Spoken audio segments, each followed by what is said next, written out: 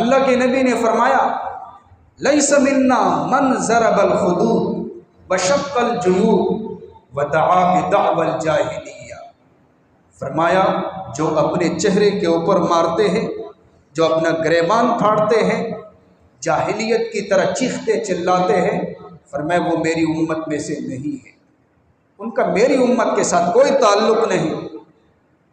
بلکہ حدیثوں میں ایک واقعہ کا ذکر ہے، نبی صلی اللہ علیہ وسلم تشریف لے جا رہے تھے، صحابہ بھی ہمراہ تھے، ایک قوم کو دیکھا غم کی وجہ سے بہت زیادہ پریشان تھے، اور انہوں نے اپنے غم کے اظہار کے لیے اپنا ایک عجیب طریقہ جو ہے وہ ظاہر کیا۔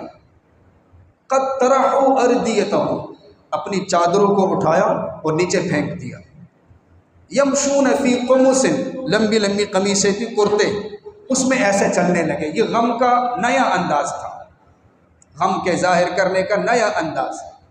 اللہ کے نبی نے فرمایا، جب دیکھا ان کو تو آپ نے فرمایا ابی فعل الجاہلیت تأخذون وبصنیع الجاہلیت تشبہون، کیا تم جاہلیت کے طریقوں پر عمل کرتے ہو؟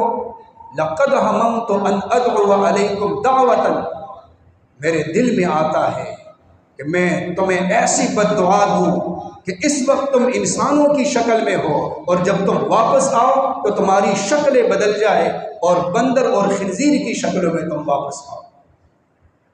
اپنی مرضی نہیں چلتی شریعت کے اندر، شریعت نے جو حکم دیا، جو حد متعین کی، اس سے آگے نہیں جا سکتے۔